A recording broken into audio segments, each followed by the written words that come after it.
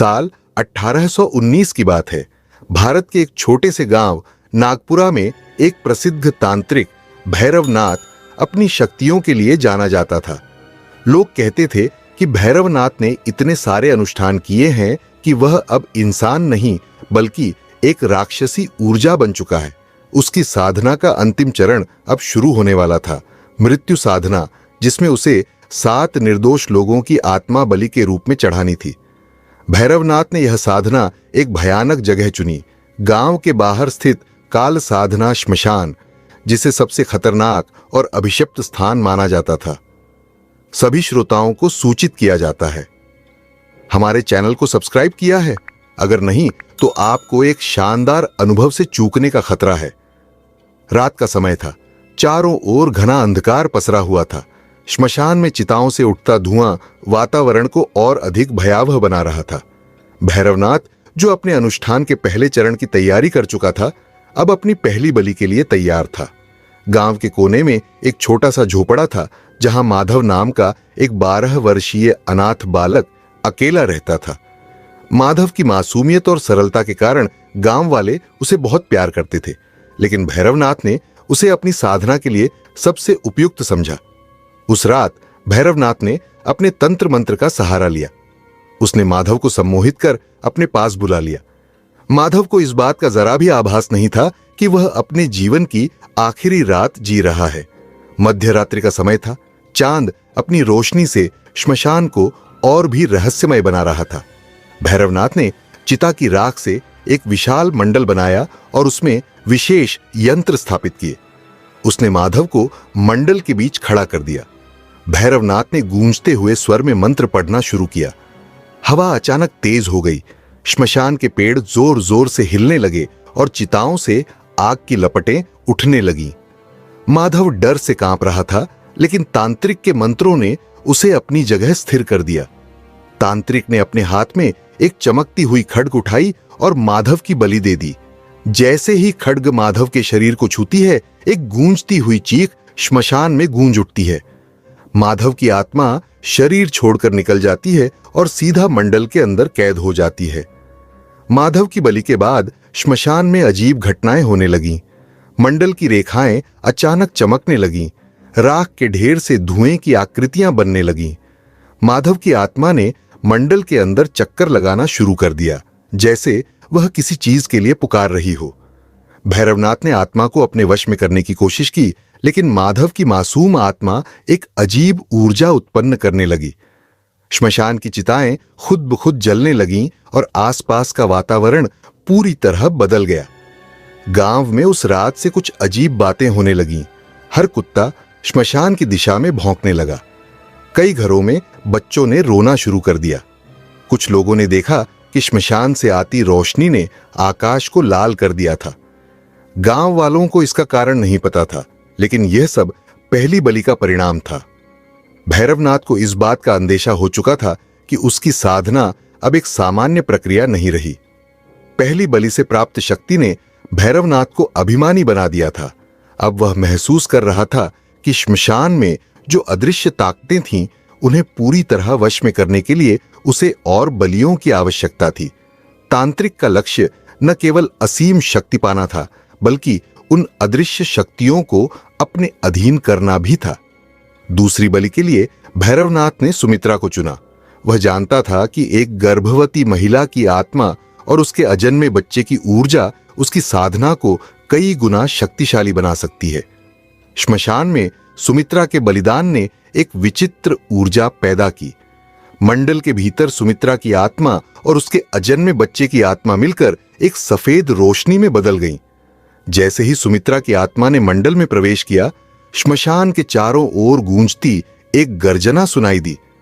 चिताओं की लपटें आसमान तक उठीं। श्मशान में एक अजीब सी हलचल हुई, जैसे कि कोई सोई हुई शक्ति जाग रही हो। दूसरी बलि के बाद गांव में अजीब अजीब घटनाएं होने लगीं। लोगों ने देखा कि सुमित्रा के झोपड़े से हर रात एक सफेद धुंध निकलती और श्मशान की ओर जाती।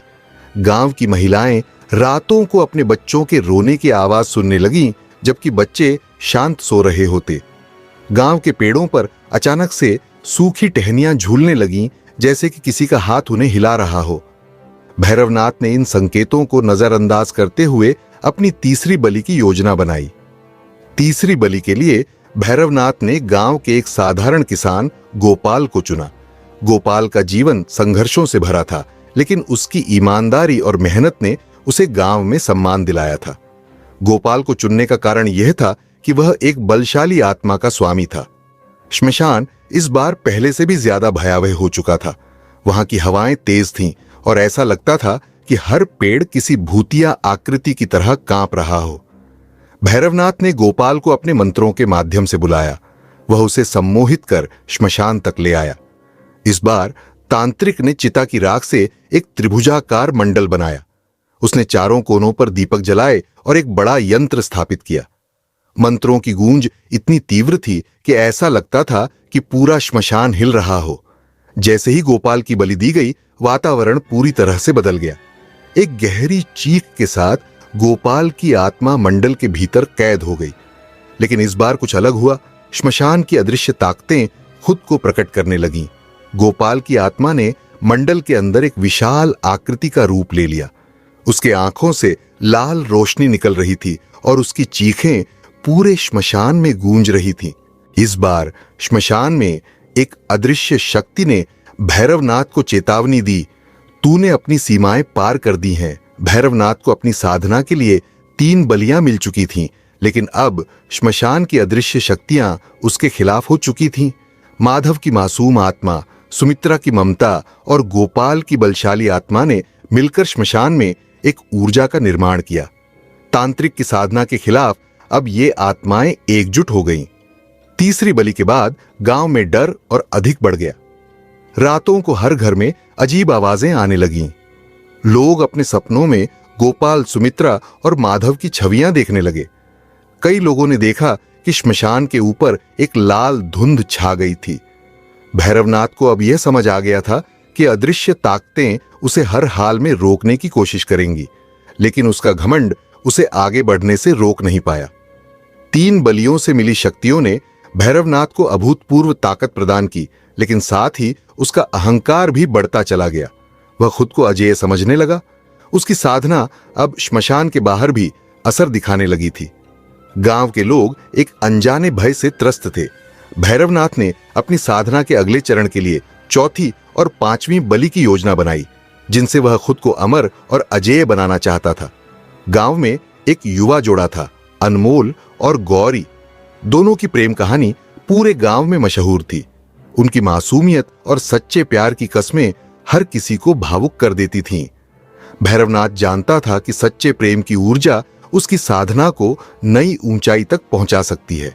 रात के अंधेरे में तांत्रिक ने अपनी शक्तियों का उपयोग करके गौरी को सम्मोहित किया और उसे श्मशान तक ले आया। अनमोल ने जब गौरी को गायब पाया तो वह उसकी तलाश में निकल पड़ा। तांत्रिक ने यह योजना बनाई थी कि जब अनमोल गौरी को बचाने आएगा तो वह दोनों को एक साथ बलि चढ़ाएगा। श्मशान में भैरवनाथ ने दोनों को अपने तंत्र मंत्र से बेबस कर दिया। उसने चारों दिशाओं में रक्त से बनाए गए यंत्र स्थापित किए। मंत्रों की गूंज इतनी भयानक थी कि आसपास के पक्षी और जानवर भी कांप उठे। जैसे ही उसने अनमोल और गौरी की बलि दी, श्मशान में एक भयानक चीख गूंजी। दोनों की आत्माएं मिलकर एक चमकदार ऊर्जा में बदल गईं और मंडल के अंदर समा गईं। इस बार श्मशान में एक काली आंधी उठी, जिसने वहां की हर चीज को अस्त व्यस्त कर दिया। भैरवनाथ को लगा कि वह एक नई शक्ति प्राप्त कर चुका है, लेकिन वह यह समझ नहीं पाया कि इन आत्माओं की ऊर्जा ने श्मशान में छिपी अदृश्य शक्तियों को और भड़का दिया है। भैरवनाथ को अब सिर्फ एक आखिरी बलि की जरूरत थी। उसने फैसला किया कि यह बलि सबसे खास होगी। इस बार उसने गांव के सबसे पवित्र व्यक्ति महादेव बाबा को चुना। महादेव बाबा पूरे गांव के आदर्श थे। उनकी पवित्रता और साधना गांव के लोगों को सकारात्मक ऊर्जा देती थी। भैरवनाथ ने अपनी काली शक्तियों से बाबा को पकड़ लिया और उन्हें श्मशान तक खींच लाया। बाबा ने भैरवनाथ को चेतावनी दी, तूने जिन आत्माओं को तड़पाया है उनकी शक्ति तुझ पर भारी पड़ेगी। यह श्मशान तुझे बर्बाद कर देगा। लेकिन भैरवनाथ अपने अहंकार में अंधा हो चुका था। श्मशान में इस बार माहौल और भी भयानक था। चिता की आग नीले रंग में जल रही थी। हवा में ऐसी ठंडक थी जैसे आत्माओं की चीखें उसमें बसी हों। भैरवनाथ ने महादेव बाबा को मंडल के केंद्र में बैठाया। जैसे ही उसने बलि देने के लिए खड्ग उठाया, श्मशान की अदृश्य शक्तियां जाग गईं। चारों ओर से आत्माएं प्रकट हुईं। माधव, सुमित्रा, गोपाल, अनमोल और गौरी की आत्माएं अब एकजुट होकर भैरवनाथ की शक्ति को चुनौती दे रही थीं। श्मशान के वृक्ष कांपने लगे और राख से एक विशाल आकृति प्रकट हुई। जैसे ही भैरवनाथ ने बाबा की बलि देने की कोशिश की, उसकी तलवार हवा में रुक गई। अदृश्य शक्तियों ने उसे जकड़ लिया। माधव की मासूमियत, सुमित्रा की ममता, गोपाल की ताकत, अनमोल और गौरी के प्रेम ने मिलकर भैरवनाथ की शक्तियों को नष्ट करना शुरू कर दिया। श्मशान की अदृश्य आकृति ने कहा, तूने अपनी साधना के नाम पर मासूमों का खून बहाया, अब यह श्मशान तेरा अंत लिखेगा। भैरवनाथ ने अपनी सारी शक्तियों को इकट्ठा कर आखिरी बार तंत्र मंत्र का प्रयोग किया, लेकिन आत्माओं की शक्ति ने उसकी साधना को पूरी तरह नष्ट कर दिया। श्मशान में एक भयानक विस्फोट हुआ जिसमें भैरवनाथ और उसकी सारी शक्तियां जलकर राख हो गईं। श्मशान फिर से शांत हो गया, लेकिन वहां की हवा में अभी भी एक हल्की सी बेचैनी थी। क्या भैरवनाथ पूरी तरह नष्ट हो चुका था या उसकी आत्मा श्मशान में भटक रही थी? यह रहस्य वहीं छोड़ दिया गया ताकि कहानी का अंत एक नई शुरुआत का संकेत दे सके।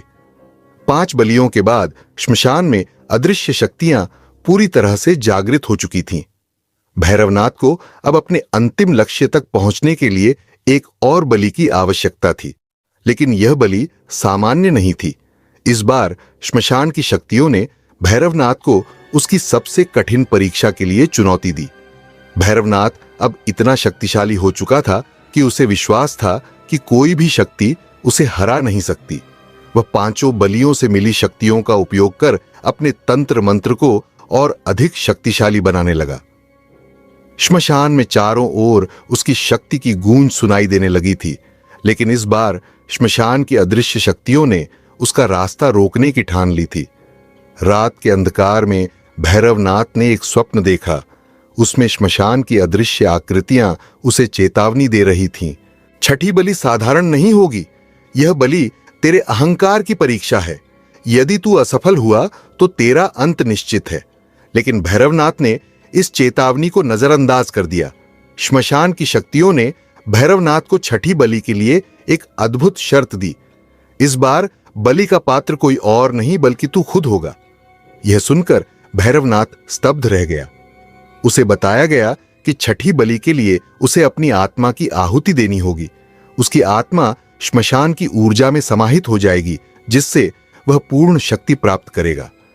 भैरवनाथ के सामने अब एक कठिन परीक्षा थी।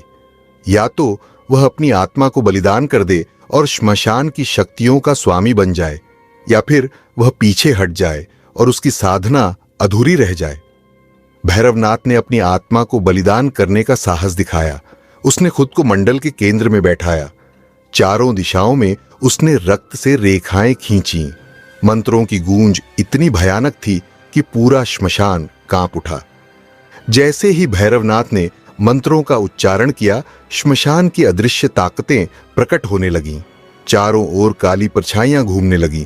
एक भयानक आकृति प्रकट हुई जिसने कहा, तूने अपनी आत्मा का बलिदान किया है, लेकिन क्या तू वास्तव में इसके योग्य है? श्मशान की शक्तियों ने भैरवनाथ को उसकी आत्मा के भीतर खींच लिया। वहां उसने अपने जीवन के सभी पापों और अहंकार का सामना किया। उसके सामने उन मासूम आत्माओं की चीखें गूंजने लगीं जिन्हें उसने बलि चढ़ाया था। भैरवनाथ की आत्मा ने इन चीखों से लड़ने की कोशिश की, लेकिन जैसे जैसे उसने संघर्ष किया, उसकी आत्मा कमजोर पड़ने लगी। अंत में माधव, सुमित्रा, गोपाल, अनमोल और गौरी की आत्माएं उसके सामने प्रकट हुईं। माधव की आत्मा, तूने मेरी मासूमियत को अपनी शक्ति के लिए कुचला। सुमित्रा की आत्मा, तूने मेरी ममता का अंत किया। गोपाल की आत्मा, तूने मेरी मेहनत को अपने स्वार्थ के लिए नष्ट कर दिया। अनमोल और गौरी की आत्मा, तूने हमारे प्रेम को तुच्छ समझा। श्मशान की अदृश्य ताकतों ने फैसला सुनाया।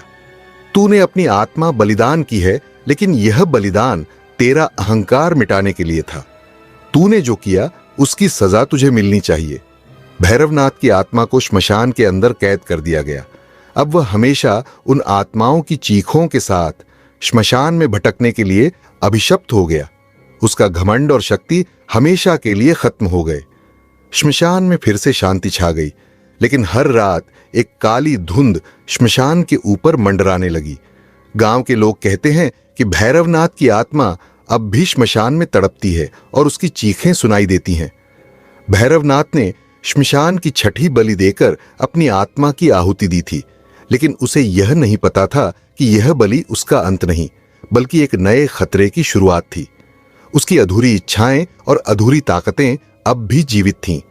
7वीं बलि का उद्देश्य उसकी आत्मा की पूरी तरह से शोषण करना था, लेकिन श्मशान की ताकतें उसे चेतावनी दे चुकी थीं, जिसे बलि दी जाएगी उसके मरने के बाद भी उसकी आत्मा नष्ट नहीं होगी। श्याम तपस्या की रात थी। हर वर्ष इस रात को श्मशान में अदृश्य शक्तियां जागृत होती थीं।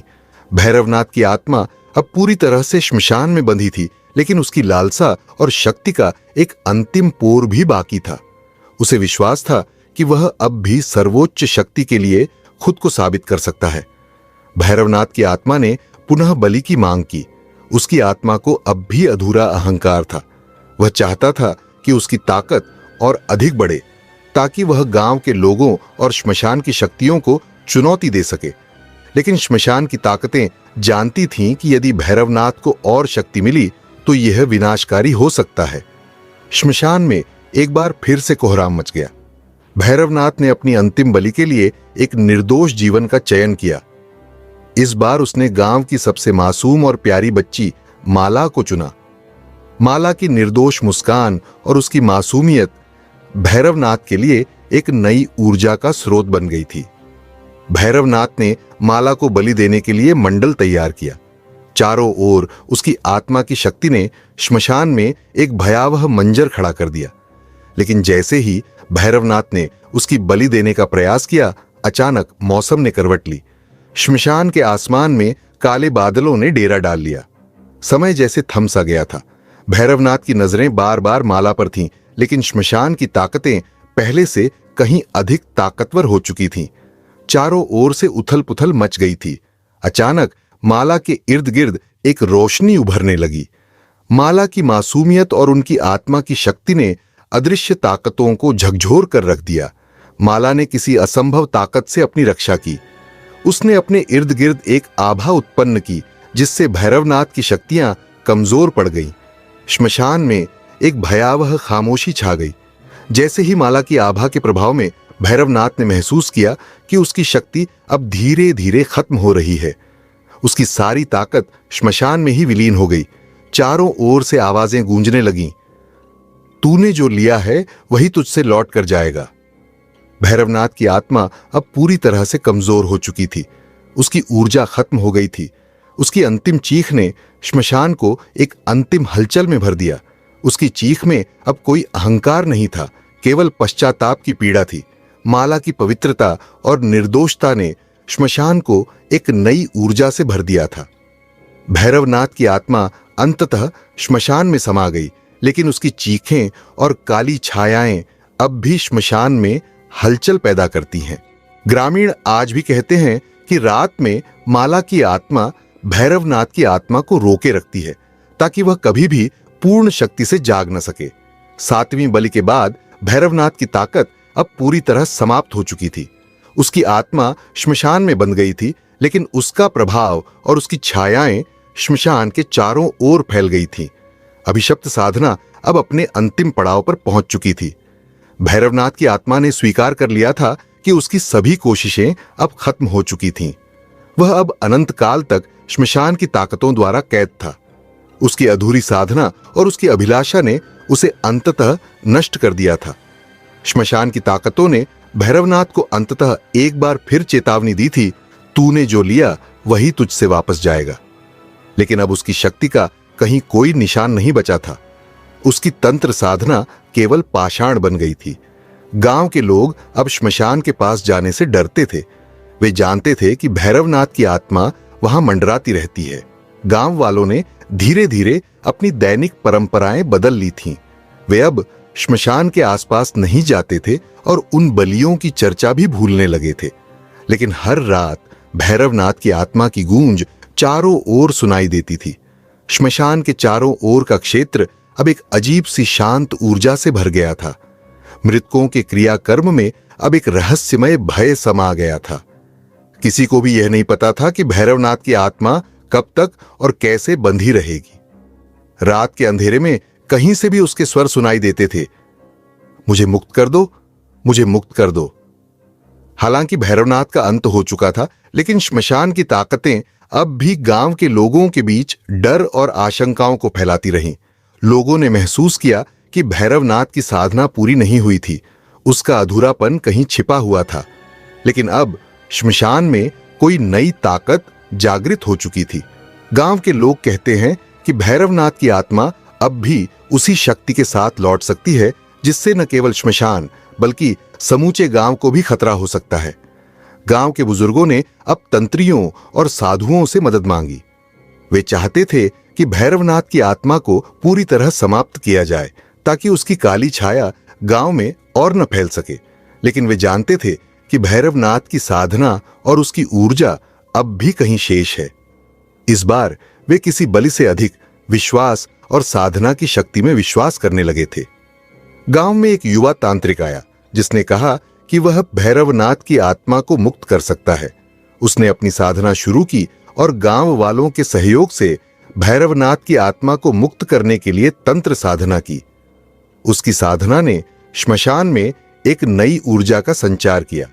अंत में भैरवनाथ की आत्मा को मुक्त किया गया और श्मशान के चारों ओर से उसकी छायाएं भी हट गईं। नमस्कार हमारे प्रिय श्रोताओं, कुमार परिवार में आपका दिल से स्वागत है। यहां हम आपको एक ऐसी दुनिया में ले जाएंगे जहां डर और रहस्य का हर मोड़ आपको एक नई रोमांचक यात्रा पर ले जाएगा।